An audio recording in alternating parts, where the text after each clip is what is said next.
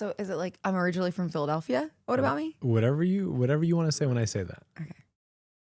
Here we go.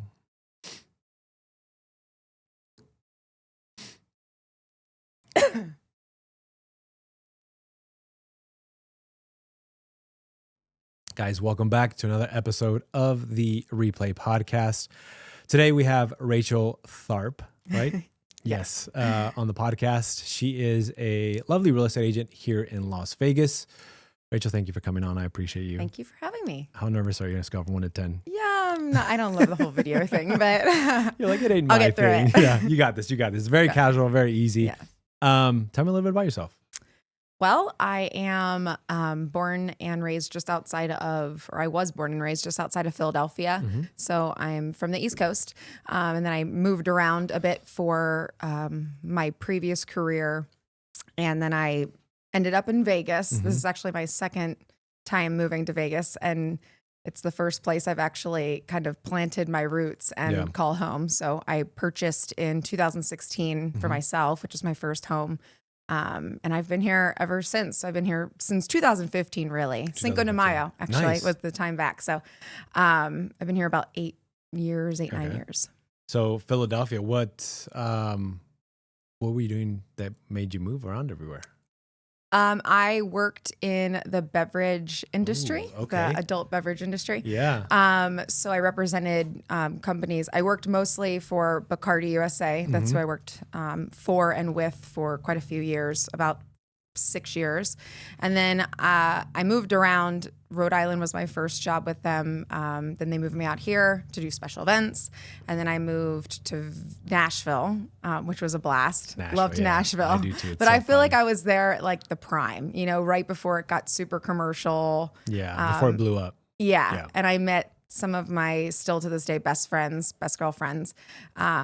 And then I moved back, and then about 1.5 years after that, maybe 2 years, I switched to Heineken. So I worked with Heineken USA for a bit. Sweet. And then that is about the time I decided to pursue the real estate, my license. I got licensed in 2018. And then I ended up jumping in full time a lot sooner than I had planned. Yeah. Just because, work was kind of changing and I kind of just got the itch to do my own thing.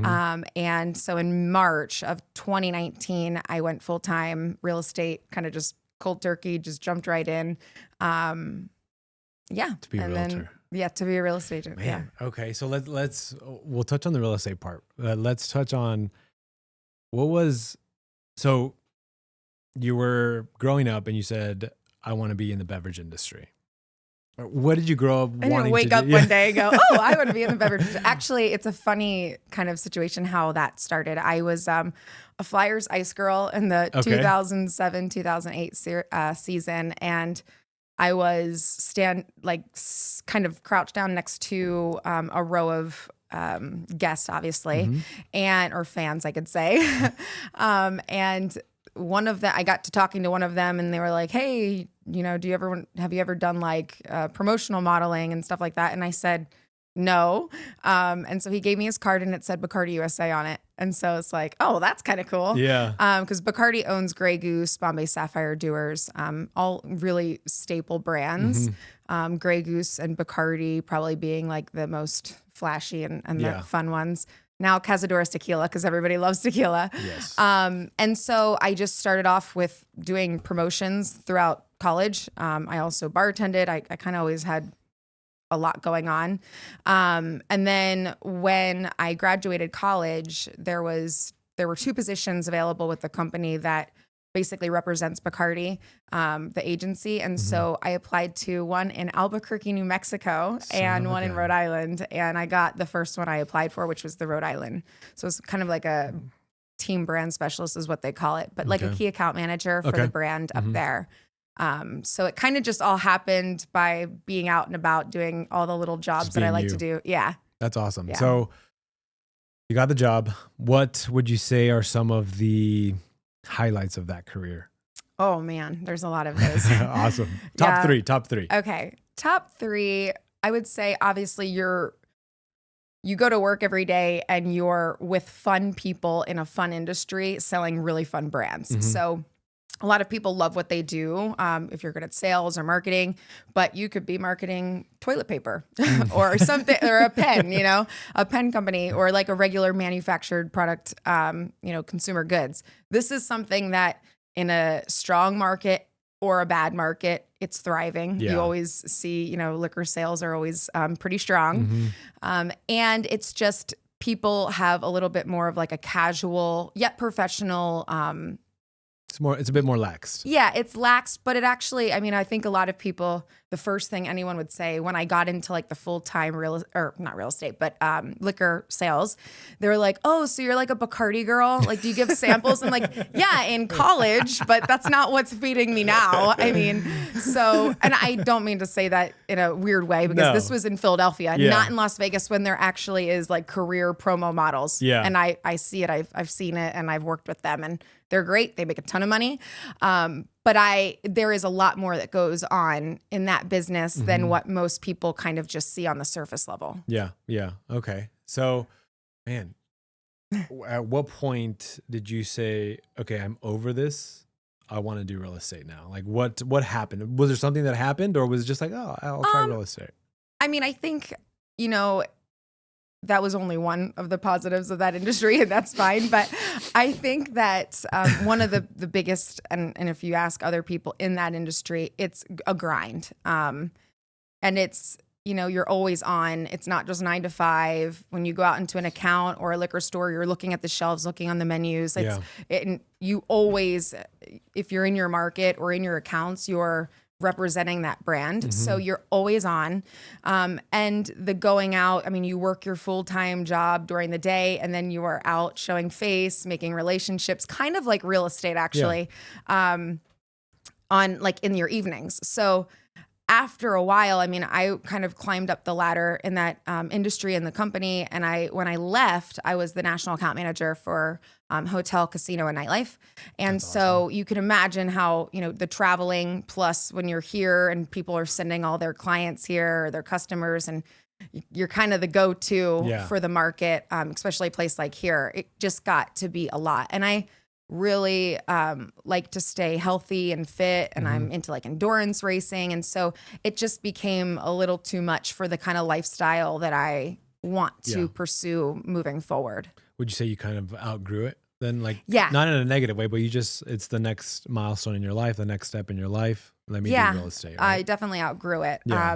And even more so, I'm sure that now, just because I had another little blimp in the industry, kind of doing both for a little bit last year. But I just kind of think that what I like about the real estate industry, or even kind of this whole world with like finance and investments and real estate. Yeah. It's you grind, but it's for a bigger purpose, I guess. You're giving somebody their first home, you're helping them with, figuring out how to build wealth. And that's a lot.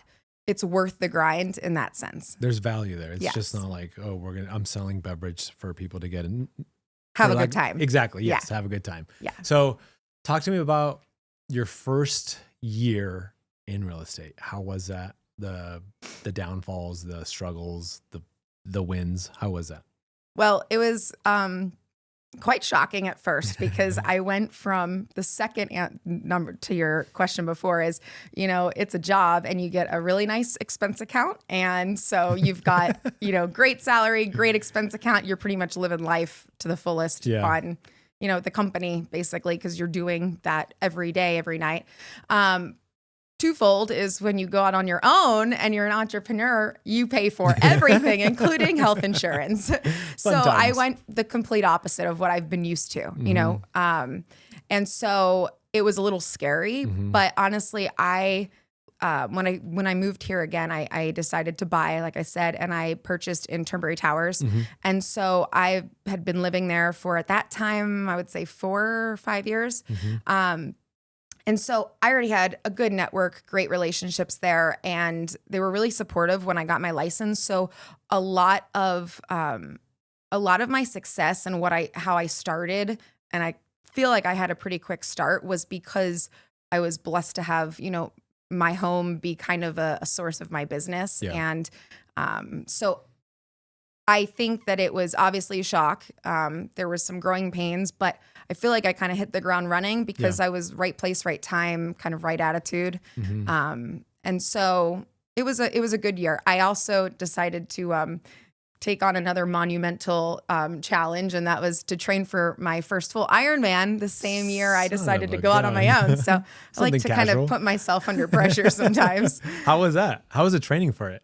It's like a full-time job. Yeah. So I wouldn't, I continue to do those races, Ironman or not Ironman, but I'm going to stick to for a while, the half distance or maybe even like the sprint or Olympic distance, because a full-time triathlon is a full-time job. So I mean, what kind 3 of to training? 4 hours a day of working 3 out. to 4 hours a day? Yeah.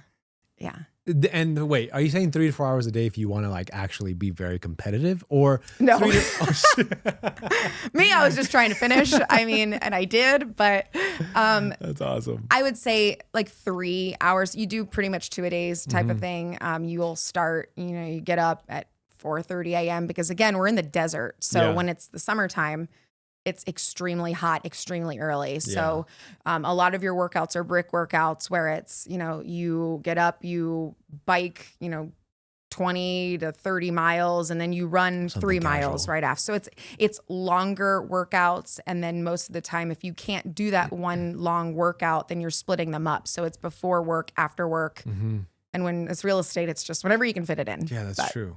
Jeez. Yeah. So how did you do in your first I did great. I actually think I'm actually very happy with it. I mean, I'm a very competitive person, so I would like to do a little bit better, but I had my goal, my heart set on like a certain time. If I have to tell them, I will. But I had my heart set on a certain time, and then I think the taper week, that is what you do after training, like when you're leading up to your race. Okay. I was literally like dead on the couch for a week. I was so worried I wasn't even going to get to race. And then that weekend leading up to it, so it's on a Sunday. So Thursday we went because it was in Arizona. Had some family fly out. We all went over to Arizona, and I was starting to feel better. And then the race day, I felt great. But I don't know how that affected me. Yeah. And it actually ended up being the November before COVID. So I don't know, maybe I had it, maybe I didn't. Yeah. But I realized that, I had not gotten that sick in a very long time. So it was kind of like, what is going on?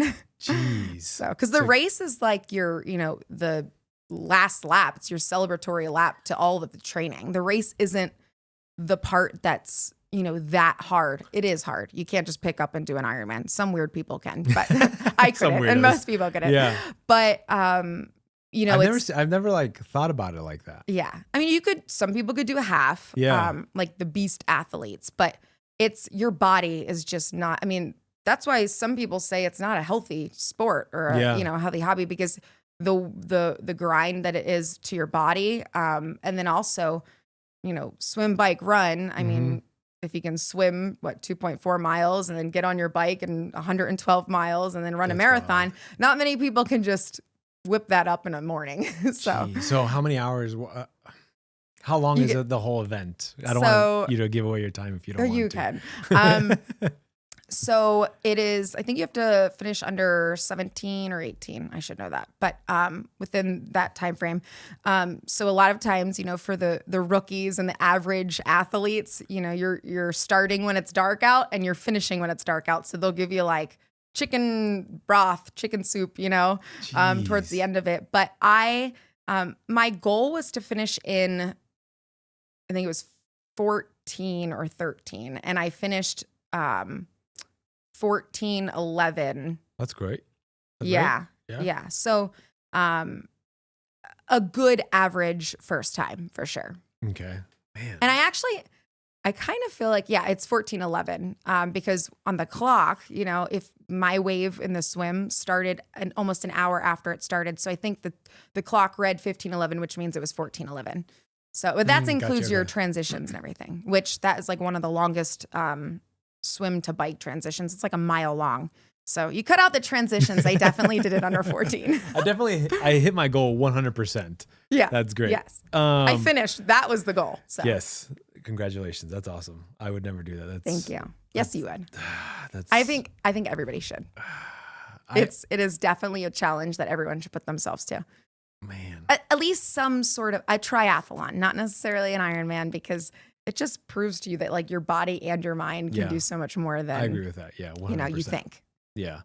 So now that we've heard this amazing story of your part of your life and my mediocre time and your decent time, I wasn't going to say anything, but since you said, you move into the Turnberry. Is this how, because I was reading a little bit about your story, your life, and you are a luxury high-rise specialist, or is this where you found your love for high-rises, living in the Turnberry? Okay, talk to me a little bit about that. So, I'm a big believer in like your product of your environment, who you hang out with, your network, that is kind of it, people just associate with you that way, and I love the lifestyle of a high rise. I mean, if I can be completely transparent, the reason I went with high rise is because before, when I lived here, I did not live in a high rise, and I liked where I lived, but with the desert and whatnot, you have like cockroaches out here. And dude, I grew up in the East Coast where we didn't have cockroaches. Yeah. And I understand it's not anything to do with cleanliness. It's just like your average insect. And yeah. I am arachnophobic, but I hate bugs. So I moved back and I'm like, first of all, I'm going to have to be closer to the Strip because of my job. Yeah. I was obviously making a lot more money than I was when I was first out here. And so I wanted to be in the middle of everything. Everywhere I lived, Rhode Island, I was at Federal Hill, which is like the Strip of Rhode Island. Nashville, I was on Broadway, right off of Broadway. So I always stick to like the core and the city. But one of the main reasons I looked at high rises specifically was because I didn't want to deal with bugs. So, and they take care of all that stuff. I really have not had any issues. That's awesome. And the one thing that we do get every once in a while is like the moths, especially around COVID when everything was like shut down and the lights were off. We got some moths, but other than that, it's pretty good. So that was one of the reasons I chose, to look for in high rises. And then again, I just wanted to be kind of in the center of where everything was. So after moving in there, I realized that I love the lifestyle, not just for the convenience of where it's at, but it's a lock and leave. So if you travel or if it's a second home, it's perfect. Yeah. You have people that are looking out for you. They kind of become your family. Like I don't have any family out here. I have a sister and nieces in California, and I see them, more frequently now that we're living close to one another, but all of my family's on the East Coast. So, you really get kind of that family friend group kind of started where you live with the high rise, and it just becomes like they all look out for you. Yeah. And I tell people, it's for someone like myself who's an extrovert, but I do need my alone time, but I don't want to feel like alone. It's perfect. It's kind of like white noise, right? Like if you have white noise in the background, it's, people are there, the TV's on or something, but you're not necessarily focused and paying attention or out and about with that. You're just, Would you say it's kind of like similar to living in like a really nice hotel? Yes. Yeah. Yeah. And I say that because every visitor that comes is like, this is like living in a hotel. Awesome. And especially Turnberry Towers, because one of the things that I always talk to people about Turnberry and why it's so nice. It's a little biased, but no, I actually this is why I'm proud of it, because I do think it's one of the best in town. But Turnberry versus a lot of the other high rises on the Strip or parallel to, they have more of that resort style amenity. So like our pool has, it's not, the rectangular long shape that's cool, crisp and clean, like a luxury hotel, but it's got waterfalls and, the East Tower has the sand area and the West Tower has concrete, but it's very luxurious, but it's a resort feel. It's not so, like think of, if you went to the Bahamas, like that kind of palm trees and the ambiance is a little bit more resort style. Whereas, the Martin and Panorama and some of the other high rises in town have that rectangular. The more traditional type. Yes. Yeah. Okay. So if you want to feel like you're living in a hotel and glorified way, I definitely value those high rises, but I think if you want to feel like it's a residence and it's just a really luxurious place to live right close to the Strip, it's the best one it's very unique in what it offers. Okay. So like valet your car for you and dry cleaning, all that stuff? All that stuff. And what's nice is, with Turnberry, it's not mandated that you valet. You get one. Some people have 2 parking spots. There's also guest parking, but you don't have to valet it. Veer, on the other hand, you have to valet. You don't have a choice. So again, a lot of freedom and flexibility. And then what was the other question? What did I say? So, dry cleaning. Dry cleaning. Yep. Dry cleaning. We even have, you can have someone wash your car. I mean, that's not there. They have, preferred vendors and, obviously all the amenities. We got pickleball, we've got tennis. Pickleball's new, or is that? Pickleball's new. Okay. Yeah. They turned one of our tennis courts into like a hybrid. So it could be tennis or pickleball. That's nice. We get a lot of discounts at the neighboring casinos. And right now we're all very excited that we've got Fountain Blue to walk to. Nice. So very, very cool. Yeah. Finally, instead of looking at the big blue building for over a decade. Yeah. That was never finished. Yeah. What the heck? Yeah. So how many units have you sold, leased in your career? If you had to put a number to it? Definitely over 60. Okay. Mostly the first year was a lot of leases, but I did have several listings, which was great because we always I want to list. Yeah. But yeah, most of them in Turnberry Towers, Turnberry Place, did some in Panorama, some in Allure, more of the rentals for those. Haven't sold too many. I haven't listed too many in Panorama or Allure, but I've sold them. But yeah, Turnberry, collectively I've done about 60 plus. Awesome. So over the last 4 years, I'd say 4 or 5 years. That's pretty good. That's really good. That's really good. Yeah. Without really concentrating and trying to get the business, I did some mailers. That's something that I'm doing more in, this year. I'm going to really put the marketing intention behind, because I realized like I'm good at it because I live that lifestyle. I love high rises, and you have some of the most respectable agents and brokers that, they want to show the high rise and they'll go in and they're lost. Yeah. So, for me, when someone's showing a unit, if I'm not there, which I try to be at all mine, I call them and I explain it to them so that they feel confident, because there's nothing worse than going in and be like, which way do I go? Yeah. Why isn't this working? And it's a little bit intimidating, even just the access to the building. So would you say that's part of your listing presentation? I live the lifestyle that the ideal client is. Absolutely. So how do you give us your give us your speech, or give us part of your pitch as to like how you sell them on that? It's my client or the buyer? The buyer. Sorry, the client. Okay. Your client. Well, the client, a lot of them, if we're talking about Turnberry specifically, they know me. It's a familiar face, which right there, it's the same as what we say with farming, farming your neighborhood, familiar face in and out. The difference is, whereas, you'll have your next door neighbor and like a gate that you might see your neighbor and you wave as you drive by, you have to go in and out of the lobby at Turnberry. So you literally run into people every day. Yeah. The staff know you. And if you're a nice person and they, find value in what you do and who you are, then they're going to be your little advocates as well. So I love that.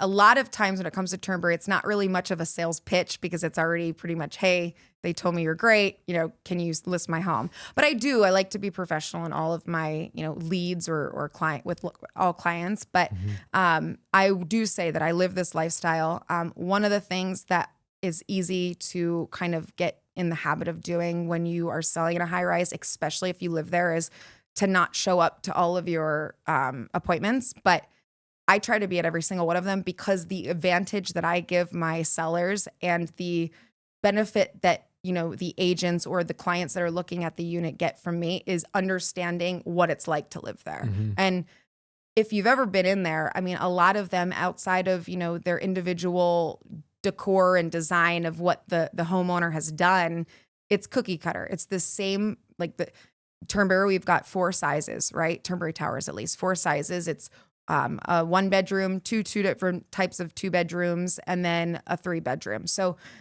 if you know the building and you know the stack, it's the exact same product. It's just how it's been decorated, or, modeled. So knowing the benefits of living in a high rise and the high rise lifestyle versus a single family. one of the things that people will be like is, oh my God, the HOA is too high. Well, if you really break it down, and I have to give credit to the guys over at Cello because they've already got this, but that's coming. You break down, and this is what I've done too, is, the a la carte costs to a single family home. If you want a gated community, you're going to have some sort of small HOA. If you want a pool, you're going to have a larger HOA. And even just your own, if you have your own pool and landscaping, you have to pay all those people. And so when you actually write it out, now some of the towers, they base their HOA off of not just the square footage, but also the level in which you are in the tower. So it's a more premium HOA. Ours is consistent. It varies just very slightly, but there's 4 different HOAs for the different floor plans, and that's based on your square footage. That makes sense. So when you put out, yes, is there a small premium on an HOA? You're going to pay a little bit more living in a high rise. But when you do your a la carte expenses, same with water, sewer, trash, a lot of that's covered by the HOA depending on what tower you're talking about. So there's a lot of things that are included in that HOA payment that people don't understand. And if they put it on paper, you're really not paying that much more. Yeah. So, and it's, again, it's the convenience. It's a convenient lifestyle. So you pay for the convenience, when Christmas comes around and the package thieves are out, you don't have to worry about that. So I freaking hate that. Yeah. That sucks. Or if you, lock yourself out, there's a master key that can get you in. So that is nice. Someone like myself. Has that happened to you? Multiple times. Or I'll go to take the trash out and I'll forget to leave the little latch open and it'll shut, and I have call down and be like, can you send someone up, please? I need help. Yes, absolutely. Yeah. So I've always, can you, if you're buying in a high rise, can you do construction in it? What can you and can't you do? Yeah, it's all basically laid out in the CC&Rs, what you can and can't do. For the most part, unless it's structural, you can do anything. It's just like owning a home. You have to you have more obstacles to face when you are going to do something. Like your vendors can only be in the building Monday through Friday from 9 to 5, and they all have to be insured up to a certain amount. The HOA does need to approve your plans and your design, but that's the same with any single family home that's in an HOA, for at least for the outside facing. So I think a lot of people feel like, are you limited? Yes, but look at, it's very little, there's very few walls and it's a small space, 800 to maybe 1,600 square foot, and there's only so much you can do with that in general. But as long as it's not going to affect the structural, integrity of the building, they pretty much will approve whatever you want. So flooring, countertops. Flooring, the countertops. Basic stuff that people do. The one thing I will say is that, and I've learned this the hard way, but again, it's look where you live. Everything's a little bit more expensive there because the labor trying to get these construction contractors going up and down, it takes more time. It's more labor, but they also see obviously where they're doing the work. So they're going to put a little upcharge on that too. Yep. But flooring, if you want to do the floor, you have to make sure that you have the right, soundproofing underneath, because if you don't, they can get you for that. So really, yeah, because it's to protect obviously the noise between the two, between the levels of Man, okay. I have one. Those are the little things I have to say that after 8 years living somewhere, that's the value right there. Is all these little pieces of that you wouldn't know if you didn't. Same with any neighborhood though. You get to learn the ins and outs, and it's just much easier to sell. So are you currently, speaking about selling, do you have any listings coming? Or yeah, I actually have 3 that are coming up this month. Nice. 2 are in Summerlin, and then I've got 1 high rise. It's going to be the Trump Towers. So if anybody's looking for a condo hotel unit, give your pitch right here. Yes. Yeah, there we go. It will be up on March 28th because they're doing a refresh of the unit. What does that mean? What does the refresh mean? Basically, they are remodeling the inside of that unit. They're going to be doing fresh carpeting, new drapes, new shears, new furniture, really just kind of giving all of those units a facelift. So if they're in the rental program, which if you're going to buy there, I think you'd want to be, then it has to kind of be within the standards of, Trump Towers. And so all of them, it was a mandated refresh if you want to be in the program. So okay. my client's unit will be done. Actually, it's getting done this week. So we're taking photos and we'll be listing it on the 28th. And the ones in Summerlin, are those also? No, they're not high rises because Okay. that's Queen Ridge for now. I mean, they're supposed to be doing some stuff at Urban Core and whatnot, but Yeah. those are single family homes that are, one's behind Bishop Gorman. Another one is in the Paseos. It's beautiful and has amazing strip views There we and go. a gorgeous pool. It's the perfect entertaining home. There so you go. yeah. Perfect home. to Verona entertain. Mesa. So keep a lookout Okay. for that one. Perfect. Yeah. Well, and so I know that you're. And then I've got one in Turnberry coming up okay. next month. So Okay. if anybody's looking for one bedroom, I've got that coming So up. Turnberry, Trump Towers, and Two then in Summerlin. two in Summerlin. Yeah. And then one more that's coming in April or May, depends on what we do with their buy. So Okay. Nice. So Yeah. how do you get the non-condo properties? So same concept, same. You're still. I mean, my sphere, you Yeah, know, okay. that's one thing I got really nervous about, as I'm like kind of looking to like really brand and go forward Mm-hmm. in this career is, do I want to like limit myself to high rise? And I mean, I don't foresee myself moving anytime soon. And again, it's not even just living there. I love the lifestyle. So I will always forever be able to sell that lifestyle, even if I do move eventually. Yeah. I relate to that lifestyle a lot Mhm. better than a single family near a school, you know, single Mhm. family home near a school. But I definitely have a lot of my previous business has been outside of high rises. So I just, you know, I love to sell the whole community or the whole valley. Mhm. I'm just more confident and I know a lot more about timing and little things that are going to get the job done a lot quicker in the high rise, you That know, makes world. sense. So, and it's also, you know, it's such a niche little group that Mhm. there aren't that many agents. And so there are 18,000 agents out here right now. And it's a good little, if you have the experience and you have the ability to sell it, it's kind of a better time to go fishing in, I how guess. many agents are selling high rises that are good? I would say I see the same 10 to 15 names with, you know, 6 to 8 of them being like repeat names. And what you find is that all of them either started or still basically have like their home base, which is usually the tower The that they tower, either, yeah. they either grew up or not grew up, but, you know, lived in themselves or were there when it started. So, you know, new construction. And so one of my goals is to, okay, I've got Turnberry. I want to build on that. But then, you know, maybe I take one other high rise and start like learning it like I know Turnberry. I mean, I still know a lot more than probably an average agent for high rise and Yeah. what the difference between a condo hotel or a residential high rise is. But, you know, You'd be knowing those surprised. ins and outs. Yeah. Yes, I know. Oh, you don't know that. Right.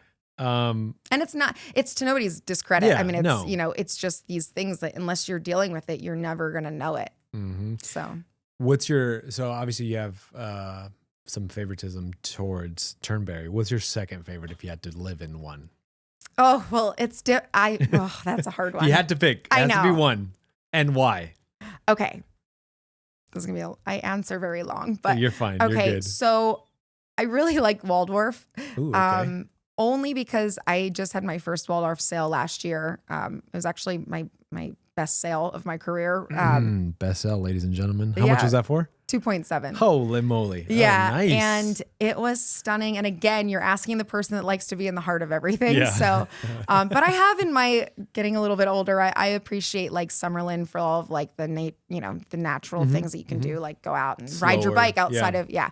of, I love Waldorf because I do think it's definitely one of the most premium, and it's a whole nother level than most of the regular ones that you'll see people coming in to buy as like second homes.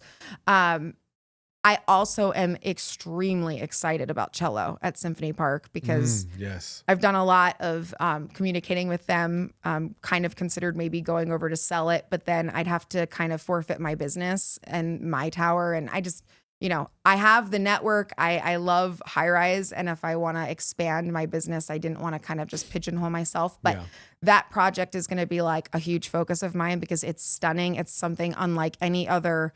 I mean, no other city even has it yet with what they're doing. So that will, I think, be another favorite. But I also like Panorama and the Martin. Of the two, I would prefer the Martin. But that is simply because, on my very rare free time, I kind of love poker, and you could literally walk across the bridge to Bellagio and just the convenience of that. And there's a lot more that I didn't say. So I gave you a few, but it wasn't all. So the Waldorf would be your second favorite. Yeah, just because it's like we can all dream. I would love to get there. So what's the starting price point there? I for the smallest unit, I would say like 1.5, 1.7. And when we say smallest unit, is that like 1,500 one square bedrooms? feet? Yeah, and a little less. Wow. Yeah, and then like they just had their record sale for the penthouse. I actually forget what it was. I think it was 4, maybe 9 million. I have to look it up, but yeah, I'll have to look it up and we can plug that in. Now, what does that have? And that was Gray Shell. So nothing. They need to do everything then. Yeah. Oh, geez. So what does that have that like Turnberry doesn't have? Like room service and cleaning. I mean, that one I wouldn't even. It's not really a condo hotel. Like you can't be a part of a rental program in that. It's more, but it is attached to a luxury hotel. Yeah. Yeah. And so you have, outside of the proximity to City Center where Aria is and, Park MGM, is that? Yeah, it's right next to it. Yeah. You've got, they've got like that Sky Lounge, and it's a hotel in addition to having premium residences that you can live in. So you could do the housekeeping. There's even like these little doors that if you have a package, they put it in the door, and then inside your unit, you open it up and it's right there. So you don't really get disturbed. It's very luxurious. Luxurious, but on a whole other level. Like I do think that there's a lot of luxurious options in town. Yeah. But it's like I find it to be the transient luxury. Mm-hmm. So a lot of people who own in Waldorf, there are a lot that live there full time, but they've got several condos all across the globe type of thing. So it's like their timeshare. Right. They just own condos. Yeah. And I think I look at it like there are very different pros and cons of towers within themselves. And one of the things I would tell you with like Turnberry that I kind of envy other towers is that privacy piece where a lot of the towers you have a garage that can go to either one of the levels and then you can go up from there with the elevators. You don't have to walk through the lobby, whereas Turnberry, you do. So just like that whole nother level of privacy depending on where you're going. So. Okay. So talk to us a little bit about Cello now, because you seem like this is going to be the best thing in Vegas. Yeah, I believe in it. I think it's going to be amazing. The renderings are awesome. I mean, it's out. You can look it up. Their 1 bedrooms are actually kind of going to feel more like a 2 bedroom because it's got the 1 bedroom with the den. Okay. So it's a larger size 1 bedroom than what you see with the existing hotel or hotels. Yeah. High rises. And they're starting in like the high 7s. Okay. After it all is said and done, you're going to be definitely in the 8s. But,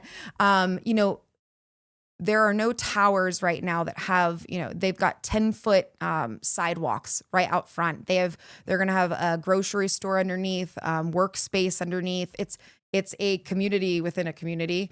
And again, the 10-foot walkways, it makes you feel more like you're in like Summerlin, right? You've got the larger, more spacious when you say 10-foot walkways, it's around the building? No, it's like all through Symphony Park. I mean, it's a whole thing. It's not just right where that building is. Oh, okay. It's like in between the new hotel. I think it's the Marriott that they're putting over there.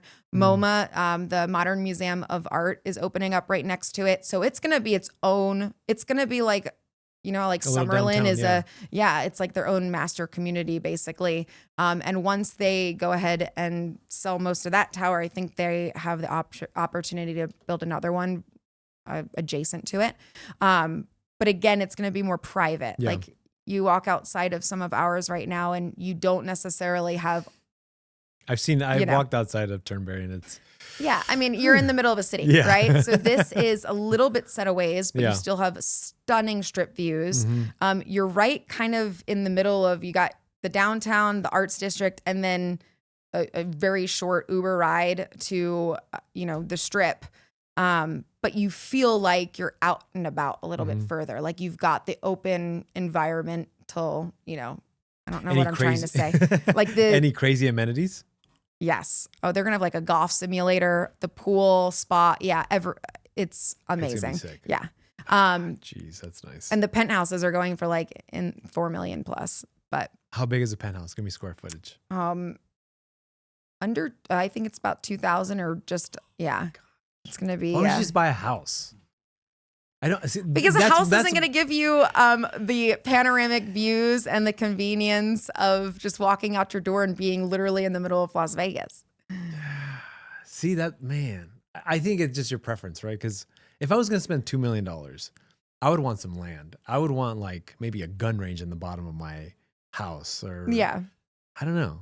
But then you do have those individuals that like the convenience. But you got the people who don't want the yard work. They don't want, all that space, because when they're here and when they're living, they're just going to, when they're living, as if they're going to be here when they're not. But when they're here and like, living in their unit, they're the people who love whining and dining, going out, checking out all the new restaurants. And there's really no better place, even if you have, if you're one of the neighborhoods that are, in Spring Valley that are close to the strip, it's just it's literally lock and leave. You go out, you get an Uber from your tower, and you're at one of the casinos in no time. You're not really taking too much of like the whole suburban. Yeah. You have to, there's not that much. Well, I would like to say there's not that many obstacles, but with the construction and all these events that we've been having, it's been a nightmare to get in and out. But so I want you to leave us with something that some of the people that are going to listen to this can really be like, I love that. Why did you, out of all the places you've lived, why did you decide Vegas is where I want to settle? Now, I want you to answer this from two perspectives. It's going to be one, yours, obviously, and then another one as somebody that you're trying to sell why Vegas is so awesome. Okay. I think it's kind of the same, because I feel like I love Vegas because you have kind of a little bit of everything that you're looking for. You've got, the hustle and bustle of like the Las Vegas Strip. You've got the eclecticness of, the downtown arts district. And then you've got, 20 to 30 minutes away. Look, I'm already adding time because of the construction. Summerlin, you literally have Red Rock. Okay.